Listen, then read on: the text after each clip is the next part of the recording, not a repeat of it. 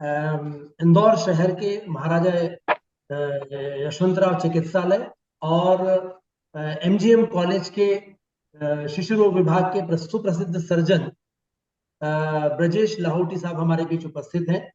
और एक बहुत ही अच्छा विषय आज हमने चुना है। डॉक्टर साहब, आपका स्वागत है हमारे बीच में। Thank you. Thank you. आपने हमारे निमंत्रण को स्वीकार किया, इसके लिए आपको बहुत बहुत धन्यवाद कि आप हमारे बीच आए हैं। तो आज के इस कार्यक्रम की शुरुआत हम करते हैं और विषय हमारा है कि हम जिम करें या योग करें। थोड़ी सी शुरुआत भूमिका के रूप में मैं ये कहना चाहता हूं कि डॉक्टर लाहौटी साहब एक मेडिकल प्रैक्टिशनर तो हैं ही, लेकिन साथ में वे बहुत अच्छा जिम भी करते हैं और साथ ही साथ उतना ही समय अपना योग को भी देते हैं। तो दोनों ही चीजों के फायदे और जो कुछ उन्होंने अपने अनुभव उनके साथ हैं, उनके लिए हमने डॉक्टर लाहौटी साहब को हमारे बीच में आज आमंत्रित किया है। तो लाहौटी साहब, पुनः आपका एक बार स्वागत है। और अब इस श्रृंखला में महिमा जी। सभी को नमस्कार। मुझे डॉक्टर ब्रजेश लाहौटी को इंट्रोड्यूस करते हुए अत्यंत खुशी होती है। सबसे पहले मैं उन्हें ऐसे इंट्रोड्यूस करूंगी कि वो बहुत ही बेहतर इंसान है।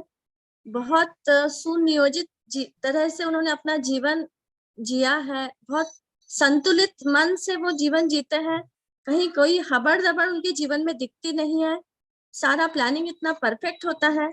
सर ने MBBS और MS MGM मेडिकल कॉलेज से किया। उसके बाद उन्होंने super specialisation MCH paediatric surgery में SMS जयपुर से किया, जो बहुत ही प्रेस्टिजियस कॉलेज है। वो हमारे देश के काफी सारी पीडियाट्रिक सर्जरी एसोसिएशन के चेयरमैन रह चुके हैं। और सबसे इम्पोर्टेंट बात है, जैसे मैं आपको बता रही थी कि उन्होंने अपना जीवन बहुत संतुलित तरह से जिया है, तो वो एक्सरसाइज को भी उतना ही इम्पोर्टेंस देते हैं अपने जीवन में। और वो एक्सरसाइज में भी योगा और जिम को बैलेंस करके चलते हैं, मतलब balance to the ultimate extent. तो ऐसी शख्सियत डॉक्टर ब्रजेश लाहौटी को मैं आमंत्रित करना चाहती हूँ। बहुत बहुत धन्यवाद सुषमा मैडम। सुषमा मैडम मेरे से सीनियर रही हैं मेडिकल कॉलेज में और हमारा करीब 40 इयर्स का एसोसिएशन है। मैडम भी उतनी ही संतुलित और बहुत अच्छी समाज सेविका भी हैं पीडियाट्रिशियन होने के साथ साथ। मैं धर्मेंद्र जी को भी धन्यवाद देना चाहता हूं, जो इस कार्यक्रम को हमेशा होस्ट करते हैं और प्रोएक्टिव होके इसमें सभी लोगों को आमंत्रित करते हैं। आदरणीय व्यास साहब हमारे जिम के साथी हैं मॉर्निंग के। हम कई सालों से जिम में सुबह सुबह मुलाकात करते हैं और हमारी गुड मॉर्निंग ऑलमोस्ट वीक में 3-4 बार सुबह सुबह हो जाती है। मेरी कई बार चर्चा होती थी व्यास साहब से जिम में कि हम लोग क्या करते हैं, कैसी हमारी एक्टिविटी रहती है। तो मैं सुबह जिम जाता हूँ और शाम को योगा करता हूँ घर पे। ये पहले मैं जिम में ही योगा करता था, तो जब से कोविड के बाद से शाम को घर पे योगा करना चालू कर दिया। वो भी एक इंस्ट्रक्टर के सानिध्य में करता हूँ, हमारे टीचर के सानिध्य में करता हूँ। एक्चुअली आज हम डिस्कस करना चाहते हैं एक सब्जेक्ट पे जिसका हम नाम कहेंगे जिम या योग। दोनों विरोधी नहीं और इनमें संतुलन होना चाहिए, ये हमारा बेसिक मुद्दा है।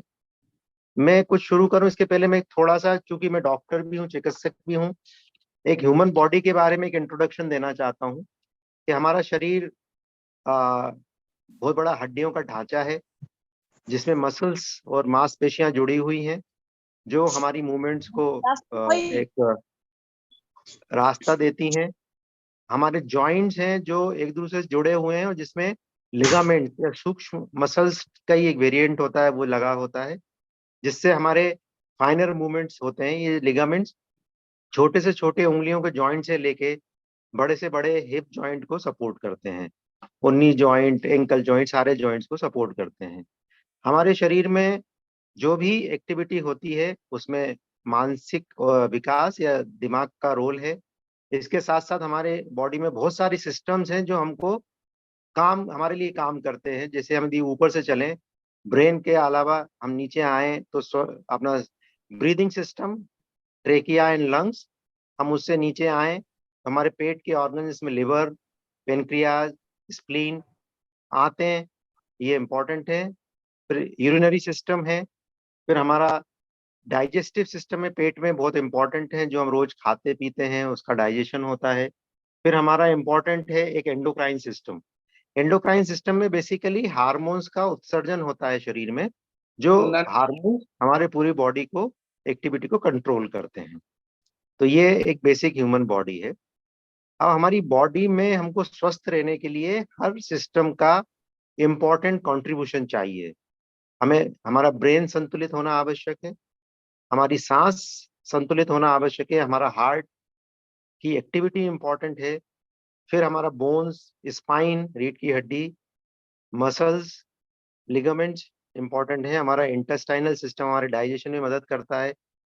इसी तरह हर शरीर का हर अंग इंपॉर्टेंट है और एक दूसरे को वो कंट्रीब्यूट करते रहते हैं। अब या तो हम क्वेश्चंस पे जाएं और आंसर करें, या कुछ और मैं आगे बताऊं आपको। बेसिकली क्या हुआ था, ये जिम और योगा कहाँ से आया मेरी लाइफ में। 2001 में मेरे को सडनली लंबर स्पाइन का स्लिप डिस्क हुआ। स्लिप डिस्क इतना खराब हुआ कि कभी जरूरत पड़ रही थी कि ऑपरेशन होगा, कभी जरूरत पड़ी कि कुछ और प्रोसीजर्स करने पड़ेंगे, बट अल्टीमेटली वो रेस्ट और उससे ठीक हुआ। बट मेरा कमर दर्द कभी जिंदगी में नहीं गया। ग्रेजुअली जब भी किसी को स्लिप डिस्क होती है तो सारी एक्टिविटीज को रिस्ट्रिक्ट कर दिया जाता है। आप झुक नहीं सकते, आप वजन नहीं उठा सकते, आप सीधा खड़े नहीं हो सकते, आप ड्राइव नहीं कर सकते, आप स्कूटर नहीं चला सकते, ये सारी चीजें थी। तो मैंने इसको एक चैलेंज की तरह लिया और ग्रेजुअली अपने शरीर को कोशिश की कि मेरा स्पाइन, मेरी बोन्स, मेरी बॉडी इतनी तंदुरुस्त हो जाए कि मैं जितने चैलेंजेस हैं उनको ओवर कर दूं। और इसी तरह ये प्रेरणा मिली, स्वयं प्रेरणा मिली, और धीरे धीरे ये शुरू की करीब 16 साल पहले से।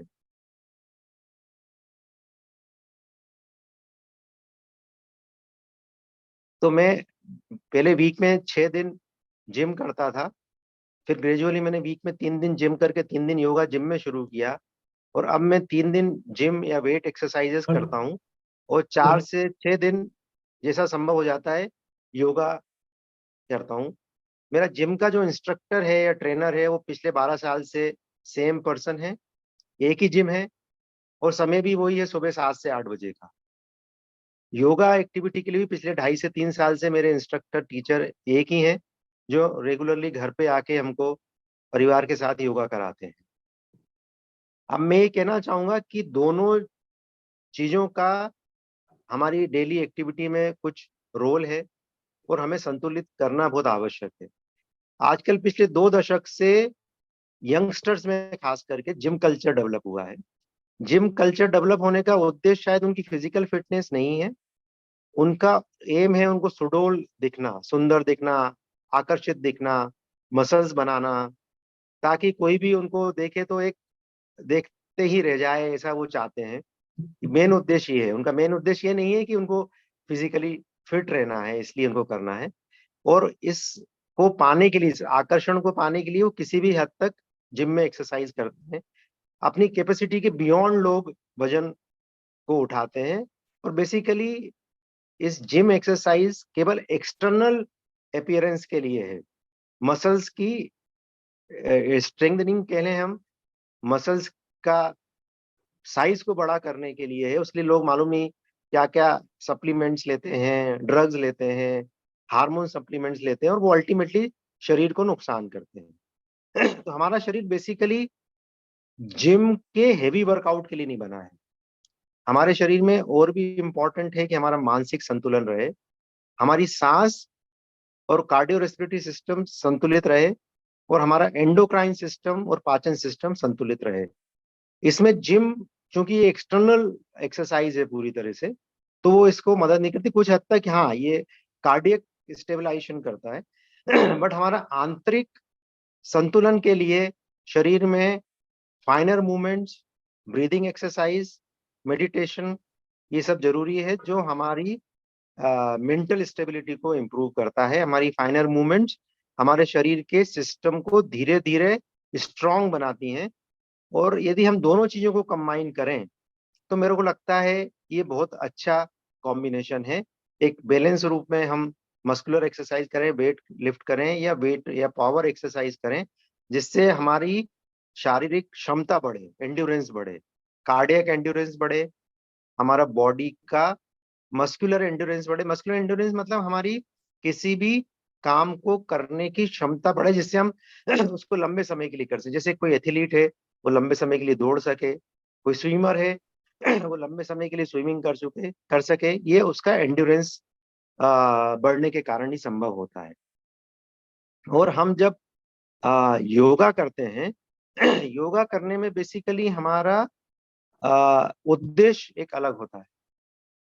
जिम में हमारा सिंपैथेटिक नर्वस सिस्टम काम करता है और हमारा योगा में पैरासिम्पैथेटिक नर्वस सिस्टम काम करता है, जो ज्यादा इंपॉर्टेंट है सूक्ष्म लेवल के ऊपर, माइक्रोस्कोपिक लेवल के ऊपर या सेलुलर या टिश्यू लेवल के ऊपर। तो जब भी हम जिम की एक्सरसाइज करते हैं, हेवी वेट लिफ्टिंग करते हैं, तो ये हमारे मसल्स को भी कहीं ना कहीं डैमेज करता है। हमारे मसल की, जैसे हमारे शरीर में मान लो कोई चोट लगती है तो हमारे हाथ में या पैर में कहीं स्वेलिंग आ जाती है, कुछ लाल धब्बे पड़ जाते हैं खून जमा होने से या उस जगह पे हमको काफी लंबे समय तक दर्द होता है। तो बेसिकली हमने हमारी शरीर के उस हिस्से को चोट पहुंचाई है। अब ये हम जो जिम में हेवी वर्कआउट या एक्सरसाइज करते हैं, उसमें हम कहीं ना कहीं हमारी मसल्स को चोट पहुंचाते हैं। उससे कुछ केमिकल्स भी लिबरेट होते हैं हमारी मसल्स एग्जॉस्ट हो जाती हैं, और जब मसल्स एग्जॉस्ट हो जाती है तो एक शरीर में एक थकान बन जाती है जो थकान के कारण काफी समय तक इवन एक्सरसाइज के बाद भी शरीर में दर्द एक्स बने रहते हैं। मसल्स काफी स्टिफ हो जाती, कड़क हो जाती, जिसको हम कहें, उनका लचीलापन खत्म। मसल्स बेसिकली एक रबर की तरह है, आप जितना उनको खींचेंगे उतनी वो फ्लेक्सिबल बनती जाएंगी, और जितना आप उनको कॉन्ट्रैक्ट करेंगे, मतलब उनको आप जो बेसिकली हम जो मूवमेंट्स करते हैं जिम में, वो ज्यादातर कॉन्ट्रैक्शन मूवमेंट्स ज्यादा होती हैं, तो उससे वो स्टिफ हो जाती हैं। और जब स्टिफ मसल्स होंगी तो वो जॉइंट्स को भी स्टिफ करेंगी, तो जॉइंट्स की मोबिलिटी उसमें कम हो जाती है यदि हम जिम के साथ में योगा करें, अब योगा को जिम के साथ कैसे किया जा सकता है? योगा में बेसिकली कुछ एक्सरसाइजेस होती हैं वार्म अप एक्सरसाइजेस, कुछ एक्सरसाइजेस होती हैं स्ट्रेचिंग एक्सरसाइजेस, फिर होती है हमारी ब्रीदिंग एक्सरसाइजेस, और फाइनली हम एंड में शवासन या मेडिटेशन करते हैं, जिससे हमारे शरीर को एक आराम मिलता है। तो यदि हम दोनों को कंबाइन करना चाहें, तो जिम करने के पहले हम वार्म अप में कुछ योगिक एक्सरसाइजेस या योगा आसन कर सकते हैं, बट ये योगासन थोड़े समय के लिए करें, इससे हमारी बॉडी वार्म हो जाती है, मतलब जिम या मस्कुलर एक्सरसाइज करने के लिए तैयार हो जाती है, जिससे मसल्स की मेमोरी में ये आ जाता है कि उनको कुछ आगे करना है, वो उसके लिए तैयार हो जाती हैं, और उससे मसल की जो इंजरी होती है उसमें हीलिंग होने के लिए मसल्स को या बॉडी को एक ताकत या एनर्जी मिल जाती है।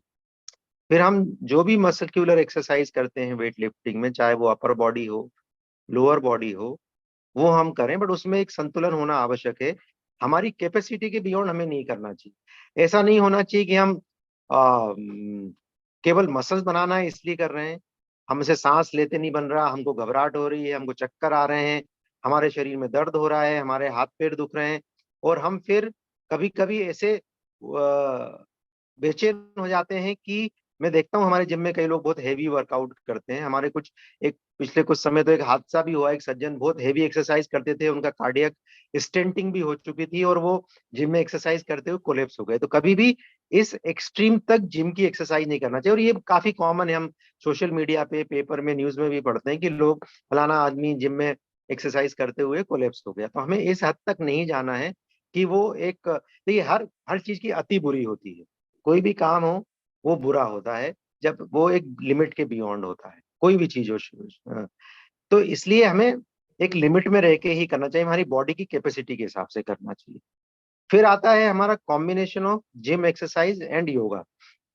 तो यदि हम पहले वार्म अप करें, फिर जिम करें, और उसके बाद स्ट्रेचिंग, बेसिकली योगा में स्ट्रेचिंग होती है। स्ट्रेचिंग मतलब मसल्स, जॉइंट्स, लिगामेंट्स को एक तरह का खींचना कह लें हम, जिसको स्ट्रेच करते हैं, उस स्ट्रेचिंग से मसल्स की हीलिंग प्रॉपर होती है, मसल्स रिलैक्स होती हैं, और जब बॉडी योगा करेगी तो बॉडी फ्लेक्सिबल हो जाएगी। आप देखते हैं योगा करने वाले लोगों किसी भी पोजीशन में अपने शरीर को मोड़ लेते हैं, मतलब वो अपने शरीर की घड़ी भी कर सकते हैं यदि हम उसको शुद्ध हिंदी में कहें तो। उनके जॉइंट्स इतने फ्लेक्सिबल हो जाते हैं, मसल्स।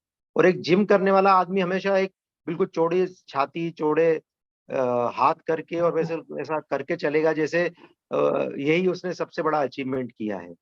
तो इस तरह का भी नहीं होना चाहिए। बेसिकली आपकी बॉडी की मसल्स को आराम, उनको स्ट्रेचिंग, उनकी हीलिंग और उनमें एनर्जी बनी रहे, ये हमारा उद्देश्य होना चाहिए, ताकि हमारे शरीर में किसी तरह की थकान नहीं हो। शरीर में देखिए पेन और डिस्कम्फर्ट तो होगा, चाहे हम जिम करें या योगा करें, बट शरीर के को यदि हमारे शरीर को कुछ तकलीफ होगी, पेन होगा, तो ही हम कुछ गेन करेंगे, ऐसा एक मानना है। तो ये पेन इतना नहीं होना चाहिए कि हम गेन ही नहीं कर पाए, पेन उतना होना चाहिए कि हमारा गेन ज्यादा रहे। तो एक इस हमें उद्देश्य पे काम करना चाहिए। योगा में बेसिकली कुछ जैसे जिम में कुछ लिमिटेशन है, आपके लिए हमेशा इक्विपमेंट्स चाहिए, आपको हेवी फीस देनी पड़ेगी, आपको समय फिक्स करना पड़ेगा, आपको घर से दूर जाना पड़ेगा, आपको या तो ट्रेनर चाहिए या आपको कोई कलीग चाहिए जिसके साथ आप एक्सरसाइज कर सकें। और एक सर्टेन एज लिमिट है जिसमें आप जिम में एक्सरसाइज कर सकते हैं। ज्यादातर यंगस्टर्स या यूथ एज ग्रुप के लोग ज्यादा जिमिंग करते हैं, पुरुष ज्यादा करते हैं महिलाओं और लड़कियों से। लेकिन योगा में कोई उम्र की सीमा नहीं है, बचपन से आप योगा शुरू कर सकते हैं और लेट उम्र तक, बुजुर्ग होने तक या किसी भी लाइफ तक, जब तक आप करना चाहें, 80 साल के हैं, 90 साल के हैं, तो भी आप योगा और ब्रीदिंग एक्सरसाइजेस कंटिन्यू कर सकते हैं, जो कि लॉन्ग रन के लिए ज्यादा फायदेमंद है। जिंदगी में आपके एंड ऑफ द टेन्योर में आपके शरीर को स्वस्थ रख सके, आपका शरीर किसी के ऊपर डिपेंडेंट नहीं रहे, उसमें योगा एक्सरसाइजेस आपको ज्यादा मदद करेंगी, ताकि आपका शरीर हमेशा तरोताजा बना रहे। तो दूसरा, महिलाएं जिम नहीं कर सकती लेकिन वो हमेशा योगा कर सकती हैं। बच्चे जिम नहीं कर सकते, बुजुर्ग जिम नहीं कर सकते, लेकिन वो हमेशा किसी भी उम्र में योगा कर सकते हैं। योगा करने के लिए आपको एक मेट की आवश्यकता होती है केवल, और एक खुला वातावरण जहाँ अच्छी हवा हो, जहाँ अच्छा लाइट हो। इससे ज्यादा आपको कुछ नहीं चाहिए। आप घर में कर सकते हैं, आप गार्डन में कर सकते हैं, आप छत पे कर सकते हैं, कहीं भी कर सकते हैं। और योगा में यदि आपके साथ कोई इंस्ट्रक्टर है या कोई कंपनी है या जो नॉलेजेबल व्यक्ति है, जो ऑलरेडी योगा में एक्सपर्ट है, तो आपकी योगिक एक्सरसाइज में चाल चलन लग जाते हैं, जैसा कि मेरे साथ था। मैंने कभी भी इंडिपेंडेंटली योगा नहीं किया है, मैंने हमेशा टीचर के साथ ही योगा किया है, ताकि हमारे फॉर्म्स सही रहें, हम सही चीज करें, सही चीज सीखें, और एक माहौल बना रहता है उससे, आप एक अकेलापन महसूस नहीं करते। तो यूजुअली हम योगा करते हैं तो हमारी फैमिली, मेरी वाइफ साथ में रहती है, कभी कभी मेरा सन रहता है और हमारे इंस्ट्रक्टर रहते हैं। जिम में आप हमेशा अकेले रहोगे या इंस्ट्रक्टर के साथ में करोगे। तो ये कुछ चीजें हैं जो हमको संतुलित जिम एक्सरसाइज और योगा करने के लिए इम्पोर्टेंट है। अब मैं चाहता हूं कि आप लोग कुछ क्वेश्चंस पूछें और फिर मैं उसका जवाब दूं। इसमें व्यास सभी साहब लोगों कुछ जी एड ऑन कर सकते हैं। जी सब धन्यवाद लाहौटी साहब। बिल्कुल आपने बड़े संक्षेप के अंदर बहुत सारी बातों को एक बड़े कैनवास पे उकेर दिया है, और जैसा आपका मैं व्यक्तित्व रोज देखता हूँ, बड़े कूल तरीके से आपने बहुत सारे बिंदुओं को छू लिया है। तो हम चाहते हैं कि अब जो हमारे सभी साथी लोग हैं, ये जिम एक ऐसा विषय है कि जिम और योग, जिनको हम अपने दैनिक जीवन में बहुत सारी चीजों को, जैसे कई बार एक डिबेट हमारे मन में होता है, हम वेज खाएं या नॉन वेज खाएं, किससे हमारा शरीर जोरदार बनेगा। तो दो स्कूल्स बने हुए हैं इसको लेकर के, और लोगों के दिमाग में बहुत सारी चीजें हैं, और हम फिर किसी एक निष्कर्ष पर पहुंचते हैं। ऐसे बहुत सारे डिबेटेबल एस्पेक्ट्स होते हैं, कुछ इश्यूज होते हैं जिन पर हमारे मन में बहुत सारी बातें होती हैं। तो ऐसा ही विषय आज आपके बीच में, और आपने इन सारी चीजों को क्लियर करने की कोशिश की। मैं अभी सारे जितने बहुत सारे साथी हमारे जुड़े हुए हैं, मैं उन सभी लोगों को आमंत्रित करूंगा कि वो विषय से संबंधित यदि अगर कोई प्रश्न पूछेंगे, तो हमको डॉक्टर लाहौटी साहब के अनुभवों का बहुत लाभ मिलेगा, और हम ज्यादा इस प्रोग्राम से आउटकम निकाल पाएंगे। तो आप सभी लोग आमंत्रित हैं, वन बाय वन। यदि अगर आप चैट बॉक्स में लिखना चाहें अपना प्रश्न, तो चैट बॉक्स में लिख सकते हैं, अन्यथा आप डायरेक्ट भी पूछना चाहें तो अपना माइक ऑन करें, और प्रश्न पूछने के बाद में कृपया अपना माइक वापस जरूर बंद कर दें ताकि अन्य सदस्यों को डिस्टर्बेंस ना हो। सुषमा मैडम शायद आप कुछ कहना चाहती है। धन्यवाद डॉक्टर ब्रिजेश लाहौटी, आपने बहुत ही बढ़िया कंपैरिजन दिया है। और मैं एक बात कहना चाहूंगी कि योग हमारे देश की बहुत पुरानी विधा है और जिम शायद हमने दूसरे देशों से सीखा है। अभी पिछले 1-2 साल में जिम में इतनी सारी डेथ्स हुई हैं, तो क्या आपको लगता है कि हम डॉक्टर्स की एक जिम्मेदारी है कि जिम के लिए कोई लाइसेंसिंग होना चाहिए, जिम के लिए कोई नियम होना चाहिए और मतलब ऐसा कुछ प्रावधान होना चाहिए कि जो ये अनएक्सपेक्टेड डेथ्स जो हो रही है उसको हम प्रिवेंट कर सकें? धन्यवाद। देखिए, मेरा मानना है कि इन डेथ या अनफोर्सिन एक्सीडेंट के लिए जिम जिम्मेदार नहीं है, व्यक्ति खुद जिम्मेदार। इसमें व्यक्ति को अपना फिजिकल फिटनेस पहले देखना चाहिए कि वो क्या कर सकते हैं, कैपेसिटी क्या है। लोग बियॉन्ड कैपेसिटी करने के कारण यूजुअली इसमें ग्रसित हो जाते हैं। एक तो ये, और जिम के ओनर्स या उनको भी एक प्रोटोकॉल बनाना चाहिए कि कोई भी आदमी या महिला जिम ज्वाइन करती है तो उसके एक बेसिक इन्वेस्टिगेशन हो, उसका एक फिजिकल टेस्टिंग हो डॉक्टर द्वारा, फिजिशियन द्वारा, और वो उसको एक फिटनेस दे दे। जो अच्छी क्वालिटी के जिम है वो हमेशा एक फर्स्ट एड बॉक्स रखते हैं, बाकी बेसिक सब ड्रग्स रखते हैं, सभी चीजें रखी जाती हैं इसमें। वैसे तो सभी के लिए जरूरी है, बट जिम के भी इंस्ट्रक्टर्स को एक प्राइमरी रिससिटेशन भी इसमें सिखाना चाहिए, वो भी एक आवश्यक है। बट इसके लिए मेरे ख्याल से व्यक्ति खुद ज्यादा जिम्मेदार है जिम की जगह। नवीन मंडलोई साहब, सर आपकी नवीन मंडलोई साहब आपका स्वागत है। हाँ, मेरे योग गुरु मेरे साथ में हैं। जी जी सर। नवीन जी साथ में हैं और मंडलोई साहब, आप जी कुछ सर, कहना चाहते हैं? वक्ता हैं, बहुत अच्छे नॉलेज जी रखते हैं इन सब चीजों के लिए, सर, और मैं सर, चाहूंगा सर, कि वो अपने विचार व्यक्त करें। जी नवीन जी। धन्यवाद सर। जी सर, सबसे पहले सर ब्रिजेश सर को बहुत बहुत धन्यवाद सर। आपने तो समराइज कर दिया योग का विस्तृत ज्ञान जो है उसको छोटे से सेशन में, और काफी सारी चीजों का आपने फोकस किया है।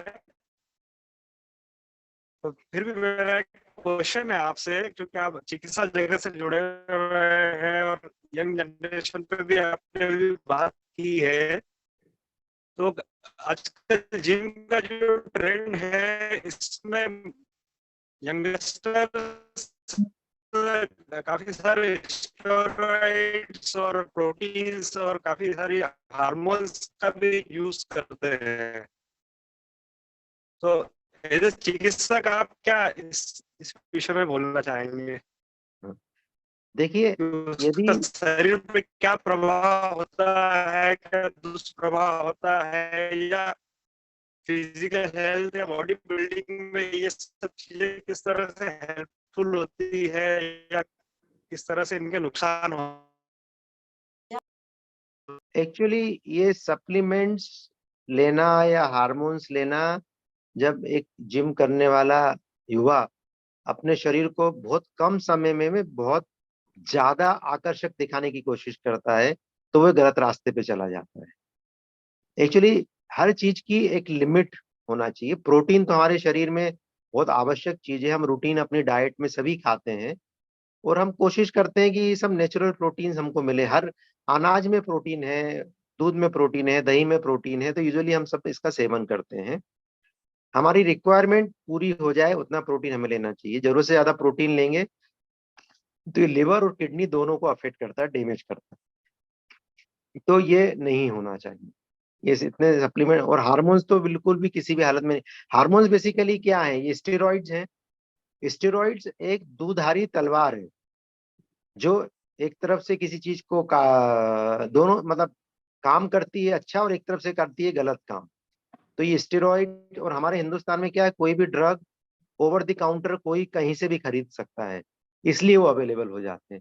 और कई बार जिम के जो ट्रेनर्स हैं वो भी रिकमेंड कर देते हैं, क्योंकि वो जो बंदा जो जिम कर रहा है वो उसको बोलता है कि भाई मेरे को इम्प्रूवमेंट नहीं हो रहा, मेरे को और अच्छा मसल्स ग्रो करना है और बढ़ाना है, तो फिर वो बोल देते कि आप ये लो, या वो आजकल पढ़ लेते हैं और फिर वो सप्लीमेंट्स और स्टेरॉइड चालू कर देते हैं, जो कि सरासर गलत है।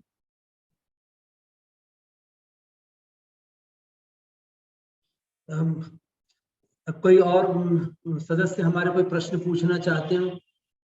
Brajesh, doctor Punjabi here. Sir good evening sir. Doctor Punjabi Indore में हमारे सीनियर यूरोलॉजिस्ट हैं।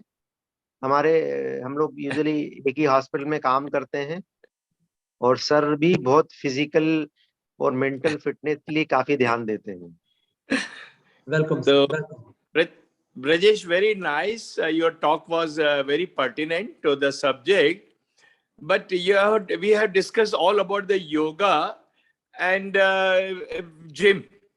What about the other exercises like cycling, like swimming, like trekking, like sports?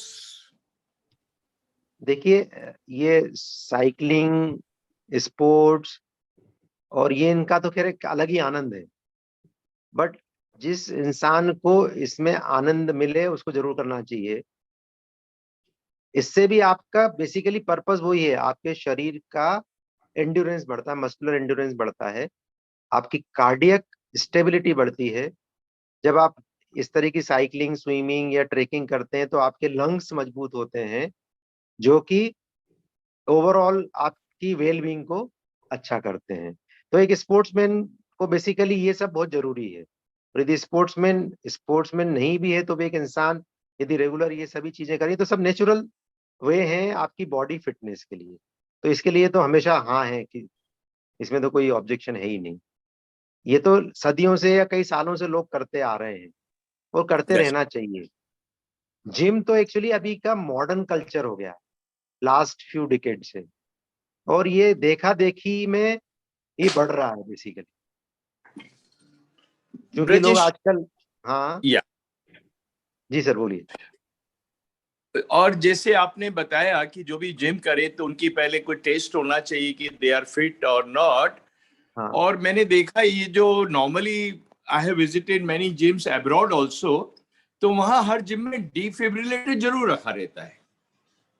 हाँ, नहीं यहाँ इवन भी जिस मैंने जिम, तो या हाँ जी सर, जिस जिम में मैं और जाता हूँ या गोल्ड, उसमें भी है यहाँ। And I think somebody should be expert in resuscitation also, कि अगर Yes, yes. अनफॉर्चुनेटली किसी को कुछ ऐसी हादसा हो तो somebody should be able to do resuscitation also, शायद उससे भी कुछ लाइफ अपन बचा सकते हैं। Yes sir, yes sir, This is what I feel, है ना? yes, yes sir. Otherwise overall very good discussion. This will be helpful to everybody. और धन्यवाद सुषमा जी को, मैंने पहले भी सुषमा जी के साथ कुछ यहाँ ज्वाइन करे हुए हैं, एंड वो हमारे भरत रावत वाले ग्रुप में भी she is always there with us. Thank you Brajesh. Thank you Thank you सर। sir. डॉक्टर ब्रजेश, पुरी साहब आप पूछना चाह रहे थे? सबको मेरा नमस्कार और नमस्कार। चरण वंदन सब बुजुर्गों को। मैं डॉक्टर साहब आपसे एक बात पूछना चाहता था कि पोस्ट कोरोना बहुत से लोगों को श्वास संबंधी परेशानियां बढ़ी हैं, ऐसा मैं अंडरस्टैंड करता हूं। एक तो इस बात को आप, अगर मैं इनकरेक्ट हूं तो करेक्ट करिएगा प्लीज। क्या ये फैक्ट है कि पोस्ट कोरोना लंग्स रिलेटेड परेशानियां लोगों में बढ़ी हैं या नहीं? और अगर ये सही है तो एक नॉर्मल ह्यूमन बीइंग के लिए या एक रिटायर्ड पर्सन लाइक अस जो 65 प्लस हैं, उनके लिए क्या सावधानी और किस तरह की एक्सरसाइज है जो लंग्स के लिए उनको फायदा पहुंचा सकती है? धन्यवाद। देखिए, बेसिकली कोरोना लंग डिजीज थी, उसका जो मेन टारगेट था वो लंग्स था। जो इसको भी कोरोना हुआ, इवन मेरे को भी हुआ, ये लंग्स को डैमेज करके फाइब्रोसिस करता है। और जब किसी भी शरीर के हिस्से में फाइब्रोसिस होता है, फाइब्रोसिस मतलब किसी भी टिश्यू का खत्म होके उसको कड़ा, जैसे हमारे शरीर में एक चोट लगती है तो एक निशान बन जाता है, वो फाइब्रोसिस है। इस तरह की चोट से जो भी निशान पड़ता है वो एक डैमेज कर देता है उस अंग को, तो हमारे लंग्स की कैपेसिटी कम हो जाती है। वर्क ऑफ ब्रीदिंग कम हो जाती है, हम जल्दी थक जाते हैं, हमको जैसा कहते हैं हम शॉर्टनेस ऑफ ब्रेथ होने लगती है। तो बेसिकली इसके लिए प्राणायाम सबसे अच्छी विधि है इसको उबारने के लिए। यदि हम बेसिकली प्राणायाम क्या, एक डीप ब्रीदिंग एक्सरसाइज है। हमारे लंग्स में बहुत तरह के हिस्से होते हैं, कुछ बड़ी डक्ट्स होती हैं जिसमें एयर जाती है, फिर लंग्स का पेरेन्काइमा होता है, एक जाल होता है, और उसमें भी मैक्रो एल्वियोलाई मतलब बड़े सेगमेंट होते हैं और माइनर सेगमेंट होते हैं और माइक्रो एल्वियोलाई होते हैं। तो इस ब्रीदिंग एक्सरसाइज या प्राणायाम से बेसिकली हमारे जो अनयूज्ड एल्वियोलाई हैं या माइक्रो एल्वियोलाई हैं वो ओपन होते हैं, और जब ये ओपन होंगे तो हमारी सांस में जो एयर है या ऑक्सीजन है वो पूरे लंग्स में जाएगी, तो उससे हमारी ब्रीदिंग कैपेसिटी बढ़ेगी। तो प्राणायाम इसके लिए सबसे अच्छा विकल्प है लंग्स के लिए। प्राणायाम बेसिकली ब्रीदिंग एक्सरसाइज है जिसको योगिक एक्सरसाइज में प्राणायाम कहा जाता है। ब्रिजेश, जी, I'm Dr. Praveen Praveen Jain Jain. साहब, आपका I'm also batchmate of Sushma. I'm an orthopedic surgeon at Bhilai. oh I I know was sir, I senior. know. Welcome. Yes sir, you are welcome, senior Dr. to I me. was Yes. senior to you. Yeah. Yes sir, yes sir. Nice to hear about you sir. Yes, yes. It is a nice platform. But जी we can achieve target heart rate only in gym or physical exercise, not in yoga. No? Sir, yoga also this सूर्य नमस्कार है, it is basically cardio exercise. So Surya most of the people नमस्कार doesn't do it नहीं, but Surya because it is नमस्कार not comfortable. नहीं sir, it is a complete yogic exercise. Yeah, If you yeah. are not doing any other cardio exercise, Yeah. I think ये सबसे अच्छा तरीका है cardio respiratory के लिए Sir, सूर्य I नमस्कार। agree. But ji most of the people are not doing Surya Namaskar because it is not comfortable. sir, it's a matter of acceptance. Yeah. It will come gradually sir. You start with one, then you gradually increase the number, and it can be achieved sir. Unless And you for the have some treatment, ji sir, नहीं बोलिए, sorry to interrupt. नहीं, unless somebody is having difficulty in doing the Surya Namaskar movements, it should be done sir. It is a complete exercise in itself. It leads to cardiac improvement, it leads to breathing improvement, it leads to your joint and muscle improvement. So it's a complete form of the exercise, Surya Namaskar. Yes, it is a very good exercise, I agree. But most of the people are not doing it because they find it difficult. It is their problem, I know. Yes, But- yes sir. And as being an orthopedic surgeon, I will emphasize the importance of exercise, especially in the treatment of backache or Yes. disc problems. The treatment is exercise. You may call it yoga, you may Yes. call it exercise, Sir, but it Yes. is basically muscle strengthening, which is Yes, very sir. important sir, for the treatment of disc. Thank you, Brijesh. हाँ जी sir. Doctor Praveen, very correct. अभी doctor Brijesh Lahoti ने बोला कि हम जब योगा करते हैं तो पैरासिम्पैथेटिक नर्वस सिस्टम स्ट्रांग हो जाता है। तो ये पैरासिम्पैथेटिक नर्वस सिस्टम ये हमारे शरीर में राम जैसा है, like it will never allow any disease to come set in, and gym strengthens sympathetic nervous system, जिसको मैं रावण जैसा बोलती हूँ, जिसमें सिंपैथेटिक नर्वस सिस्टम में ही हमारी सारी डिजीजेस है। जैसे हमारा पैरासिम्पैथेटिक स्ट्रांग होता है तो हमारा शरीर हेल्थ की तरफ जाता है। अगर सिंपैथेटिक स्ट्रांग हुआ तो हमारा शरीर डिजीज के तरफ जाएगा। और मैं ब्रजेश लाहोटी सर से ये पूछना चाहती हूँ कि जिम आया कहाँ से? What is the origin of gym? जैसे हम बोलते हैं yogasana is given to us by our rishi munis, तो from where gym has arrived? देखिए, जिम का जो ओरिजिन, जो मेरा आइडिया है, ये बेसिकली हमारे हिंदुस्तान में अखाड़े हुआ करते थे, गली में, मोहल्लों में, गांव में, जिसमें लोग बेसिकली इसको व्यायामशाला ही बोलते थे अखाड़ों को, जहाँ लोग कसरत करते थे और कुश्ती की प्रैक्टिस, कुश्ती एक गेम था बेसिकली, उसके लिए बॉडी बिल्डिंग करते थे। तो ये ओपन स्पेस में, मिट्टी के अंदर, कच्ची जगह पे, खुली जगह में, विदाउट एसी, धूप में, लोग मस्क्यूलर पावर इंप्रूव करने के लिए जो एक्सरसाइज करते थे वो एक अखाड़ा कहा जाता था। वो ग्रेजुअली इसने धीरे धीरे जिम्नेशियम का रूप लिया। ये एक आउटडोर से इंडोर एक्टिविटी बन गई। फिर इंडोर एक्टिविटी के साथ साथ इसने एक सोफिस्टिकेशन का रूप ले लिया। एयर कंडीशनिंग होने लगी, अच्छे अच्छे इक्विपमेंट्स और मशीन्स आने लगे, स्पेस बढ़ गई, क्लब खुलते गए। उन क्लब ने मेंबरशिप अट्रैक्ट करने के लिए जिम खोलना शुरू कर दिया, फिर साथ में स्विमिंग पूल ऐड हो गए, स्पोर्ट्स ग्राउंड्स ऐड हो गए। तो ये सारी एक्टिविटी को एक जगह क्लब करने का एक मोड बन गया बेसिकली। तो ग्रेजुअली अखाड़ा भी बहुत पुरानी संस्कृति है, जिसको हम पहलवानी बोलते हैं बेसिकली। तो वो उससे ये जिम का ट्रांसफॉर्मेशन हुआ है। डॉक्टर BS कराड़ा पूछना चाहते हैं प्रश्न। डॉक्टर BS कराड़ा आप हैं? हाँ, ये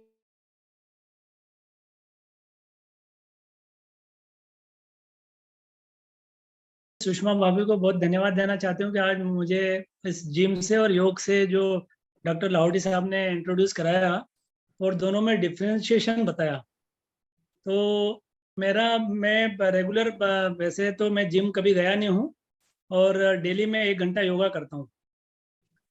तो चूंकि मैं हार्ट पेशेंट हूँ तो मुझे डेली 1 घंटा योगा करना चाहिए क्या? ये मैं डॉक्टर लाहौटी साहब से पूछना चाहता हूँ। देखिए, यदि आपको योगा करने से बेसिकली एनर्जी मिले, इंटरनल सेटिस्फेक्शन मिले और इससे आपको कोई डिस्कम्फर्ट नहीं हो, तो आपको बिल्कुल करना चाहिए। और ये आपके कार्डियोरेस्पिरेटरी सिस्टम को और मजबूत करेगा। जी जी। इसमें कोई हार्ट पेशेंट को योगा करना मना नहीं है।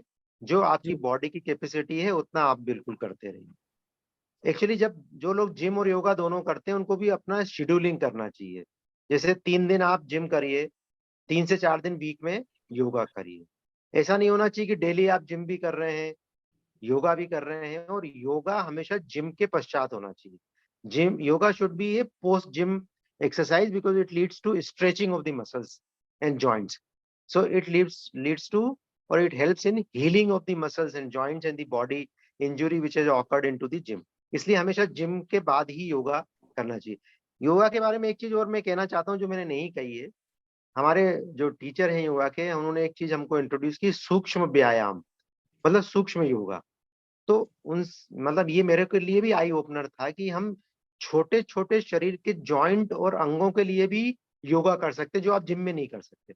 फॉर एग्जांपल, आपका एंकल जॉइंट है, इवन आपकी उंगलियों के जॉइंट्स हैं, आपके नेक के जॉइंट्स हैं, इवन आपका जॉ, आप जो जब भी आप खाते हैं तो आप पूरा जॉ मूव करते हैं, तो आपके जॉ के लिए यहाँ एक जॉइंट होता है उसकी। नहीं तो ज्यादातर लोगों को यहाँ फेशियल पेन्स होने लगते हैं यदि आपका जॉ स्ट्रांग नहीं है तो। या आपकी फेस का योगा, बेसिकली हमारे चेहरे पे अनगिनत मसल्स हैं जो हमारे चेहरे को, अब हम लोग देखते हैं कि उम्र के साथ साथ चेहरे पे झुर्रियां पड़ने लगती हैं। झुर्रियां बेसिकली स्किन की प्रॉब्लम नहीं है, इट इज मसल्स की टोन कम हो जाती है। इसलिए लोग आजकल फेशियल कराते हैं, फेस लिफ्ट कराते हैं और बोटॉक्स इंजेक्शन लगाते हैं ताकि उनका फेस बरकरार रहे। तो फेशियल योगा एक ऐसी एक्सरसाइज है जिसमें चेहरे की छोटी छोटी मसल्स का स्ट्रेंथनिंग होती है। इवन हम लोग बोलते हैं कभी हम ज्यादा थक जाएं या आंखों में दर्द होने लगता है, सिर दर्द हो सकता है, तो आंखों का भी योगा होता है। जो मेरे टीचर है वो हमारे आंखों का भी योगा कराते हैं और आंखों के योगा करने से आपकी आंखों में इतना सुकून मिलता है कि आप सोच नहीं सकते। तो हर शरीर का छोटा जॉइंट, हर शरीर की छोटी मसल, हर शरीर का छोटा अंग योगा कर सकता है बेसिकली। जब हम एब्डोमेन के लिए योगा करते हैं पेट में, तो ये योगा से हमारा लिवर एक्टिवेट होता है, हमारा पेनक्रियास एक्टिवेट होता है जो इंसुलिन कंट्रोल करता है, शुगर कंट्रोल करता है। इवन हमारी थायराइड ग्लैंड एक्टिवेट होती है, इससे हमारे थायराइड हार्मोन्स की बैलेंस बना रहे। तो हर एक योगा के साथ साथ एक टेपिंग एक्सरसाइज होती है, इसमें शरीर को टेप किया जाता है। जैसे आप सिर पे दोनों हाथ से यहाँ टेप करेंगे तो हमारे सिर में एक पीनियल ग्लैंड है जो हमारे हार्मोन्स लिबरेट करती है, हाइपोथैलेमस है जो हार्मोन्स कंट्रोल करता है, पिट्यूटरी ग्लैंड है, छोटी छोटी ग्रंथियां हैं। तो टेपिंग से इनका स्टिमुलेशन होता है और इस स्टिमुलेशन से इनकी एंडोक्राइनल एक्टिविटी या सिक्रीशंस इंप्रूव होते हैं जो जो कंबाइंड इफेक्ट में हमारी बॉडी को काफी सारा फायदा पहुंचाते हैं। तो ये भी एक इम्पोर्टेंट पार्ट है योगा करने का। श्रेया कुछ पूछना चाहती थी। Good evening everybody. Lahoti sir नमस्ते, सुषमा मैम आपको भी नमस्ते। मैं अपना इंट्रोडक्शन अगर देना चाहूँ तो मैं डॉक्टर व्यास की बेटी हूँ और वेद व्यास की बड़ी बहन। तो अब आप शायद मुझे ज्यादा अच्छे से पहचान पाएंगे। मेरा प्रश्न आपसे ये है कि चूंकि मैंने मेरे फादर और मेरे ब्रदर को जिम जाते हुए बहुत देखा है और आपके बारे में बहुत सुना है, तो एक प्रोटीन पाउडर जो है वो हमारे घर का और जिम का बहुत ही इंटीग्रल पार्ट हो गया है। और मेरा भाई तो प्रोटीन के पीछे पागल है। उसको अगर खाना खिलाना हो तो प्रोटीन के नाम से आप कुछ भी खिला सकते हैं। तो my question is very straight. Protein powder किस हद तक और कहाँ तक ठीक होते हैं, और कोई नेचुरल सोर्सेज हैं जो हमारे डाइट में हम इंक्लूड कर सकते हैं for protein, and if so vegetarian sources हैं? इस बारे में मैं जरूर जानना चाहूंगी। देखिए, हमारे प्रोटीन के नेचुरल सोर्सेज हैं सारे ग्रेन्स। हमारा चना हुआ, मूंग हुआ, स्प्राउट्स, जितने भी स्प्राउट कर देंगे तो प्रोटीन कंटेंट बढ़ जाएगा। तो ये सब में प्रोटीन कंटेंट बहुत अच्छा होता है ग्रेन्स में। दूध प्रोटीन का अच्छा सोर्स है। दूध, दही या उसका बना हुआ पनीर। यदि आप 100 ग्राम पनीर पर डे खाएंगे तो आप, और बाकी रूटीन डाइट लेंगे तो आपकी प्रोटीन की रिक्वायरमेंट पूरी हो सकती है। Protein basically routine day to day activity के लिए एक्सटर्नल प्रोटीन या सप्लीमेंट की जरूरत नहीं है। हाँ, यदि आप एक्सरसाइज काफी कर रहे हैं, मसल्स को, basically in exercise you damage some kind of muscles, so for their recovery and gaining the tone you need the muscle supplement. इसलिए आपको प्रोटीन लेना पड़ता है, but that too into the limit. Preferably it should be natural vegetarian protein. Those people who are non-vegetarian, they take animal proteins. It is also good up to some extent. Those who are non-vegetarian, they can eat it. So and non-veg is consumed by a lot of people, so it's a good source of protein. हमारे यहाँ तो ये होता है sir कि पर gram of body weight और पर केजी ऑफ बॉडी वेट कितना प्रोटीन जाना चाहिए, उस कैलकुलेशन के बेसिस पे खाना जाता है। तो you know the entire industry works, I think, largely on the basis of protein intake. तो ये एक, जिसे कहते हैं बहुत सादा प्रोटीन, अगर हम देसी भाषा में बात किए जाए तो जो हमारे चने रहते हैं और गुड़, अगर आप उनका लड्डू बना के खाएं तो सबसे सस्ता और सबसे क्लीन प्रोटीन है वो। Yes. Even soybean is available and it's a good source of protein. Also, vegetarian sources of proteins are extremely underrated. तो इस विषय पे अगर आप कभी कोई आगे टॉक ले सके तो please, I would very interested. Thank you so much. Doctor BM Hegde जो पद्म विभूषण है, वो जिम में ये जो प्रोटीन पाउडर्स का बहुत अपोजिशन करते हैं। ही सेज उनका लॉजिक भी बहुत करेक्ट है कि हमको सारे नेचुरल सोर्सेस चाहिए। जब हम मूंग की दाल खाते हैं तो उसमें उसका छिलका भी रहता है और प्रकृति का बनाया हुआ प्रोटीन है। जब हम प्रोटीन पाउडर लेते हैं तो it is an extract from many things, तो वो अननेचुरल हो जाता है।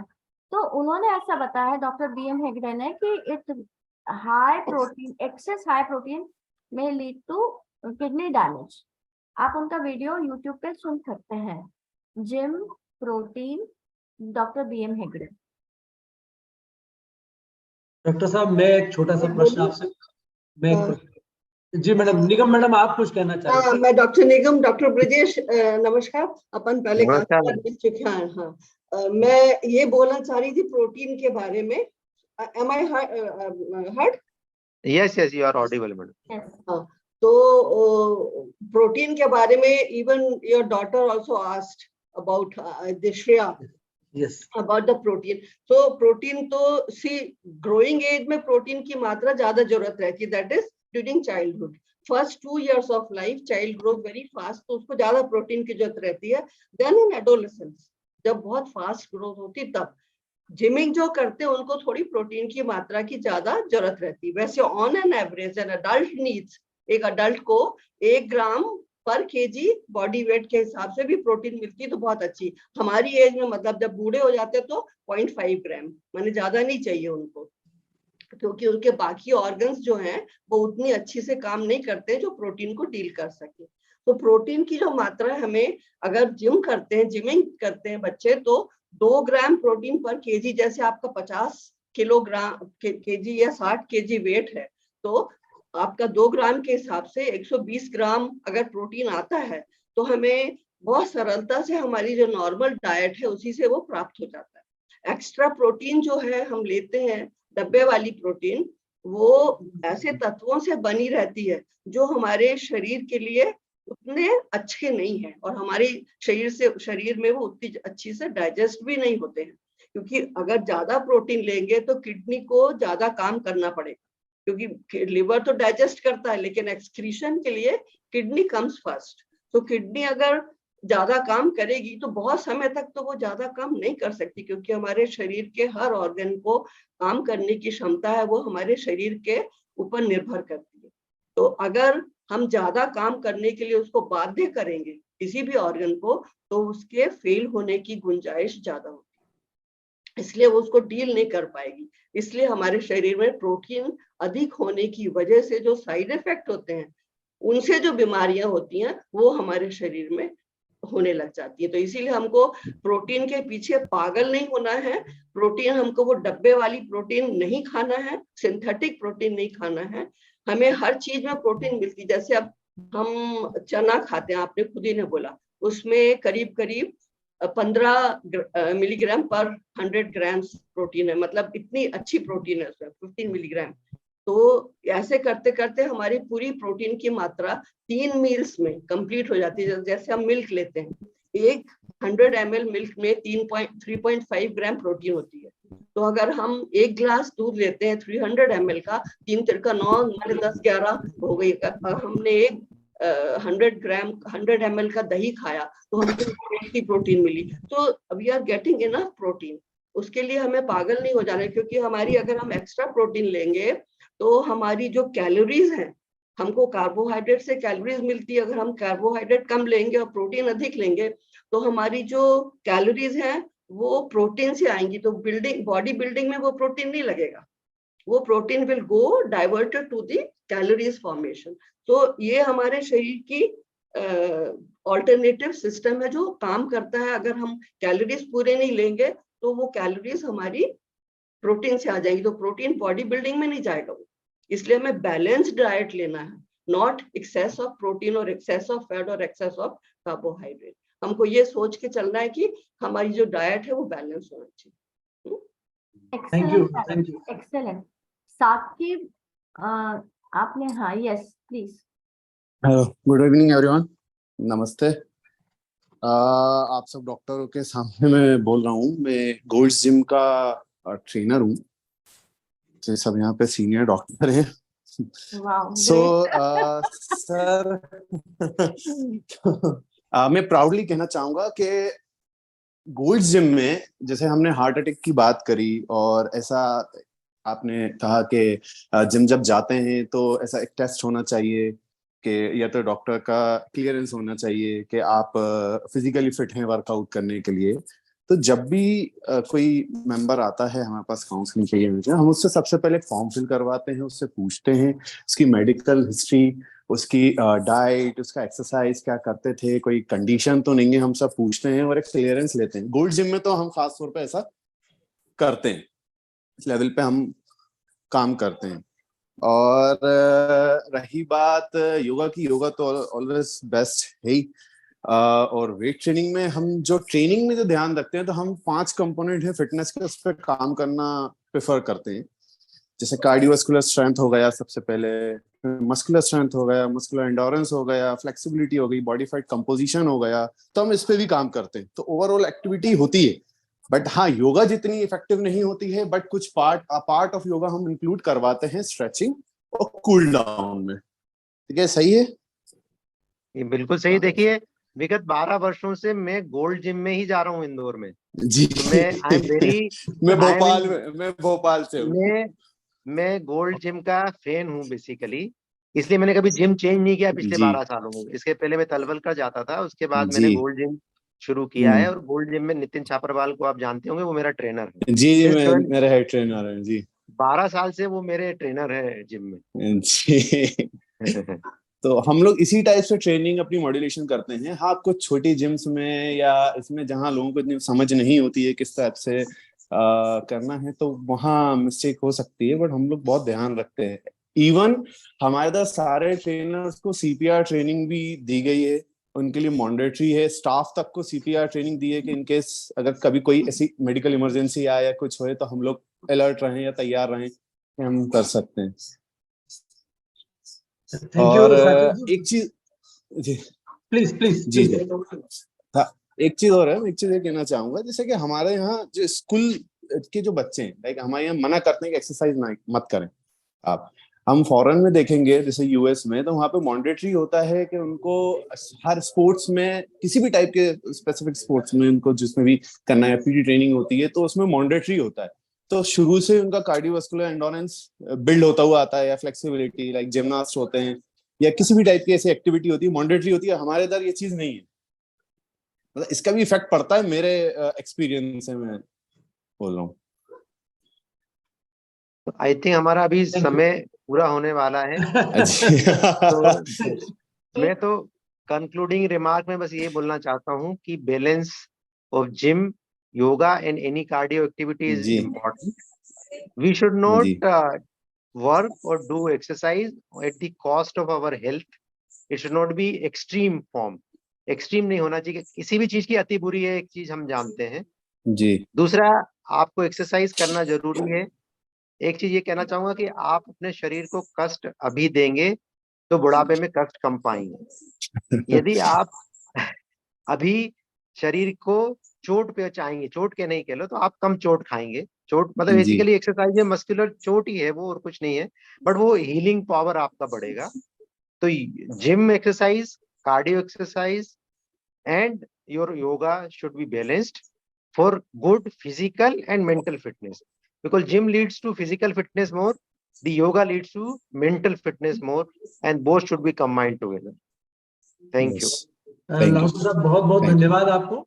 आपने वास्तव में एक बहुत ही अच्छे छोटे से सेशन में बहुत सारे विषयों को टच किया है, और कहीं आपने जिम की बहुत सारी अच्छी बातों को निकाला है, कहीं योग की बहुत अच्छी बातों को निकाला है, मेंटल हेल्थ को भी आपने बराबर उस एस्पेक्ट को टच किया है, और आपके अनुभव, और सबसे बड़ी बात ये कि जो कुछ आपने कहा है वो हमें सबसे ज्यादा अच्छा इसलिए लग रहा है कि इन सब के पीछे आपका एक बड़ा अच्छा एक लंबा अनुभव रहा है, और वो अनुभव मेरे ख्याल से किसी किताब को पढ़ने और उन सबको करने से ज्यादा बेहतर होता है। हम किसी के लिए तो हम आपको बहुत बहुत धन्यवाद देना चाहते हैं, लेकिन मैं इस सभा को समाप्त करूं, आपको आभार देने के लिए मैं किसी को बुलाऊं उसके पहले मैं आपसे एक वादा लेना चाहता हूं, क्योंकि मुझे ऐसा लग रहा है कि ये डिस्कशन कुछ अधूरा अधूरा सा है। इसमें अभी और बहुत सारे प्रश्न बचे हैं, बहुत सारे लोग आपसे बात करना चाहते हैं, तो ऐसा तो नहीं कि हम आपसे इमीडिएट अभी आपसे समय लें, लेकिन भविष्य में मैं आपसे एक वादा जरूर लेना चाहूंगा कि आप हमारी सभा में एक बार फिर आमंत्रित किए जाएंगे, और हम इस विषय पर आपसे कुछ और जो हमारी जिज्ञासा है उनको हम पूरा करना चाहेंगे।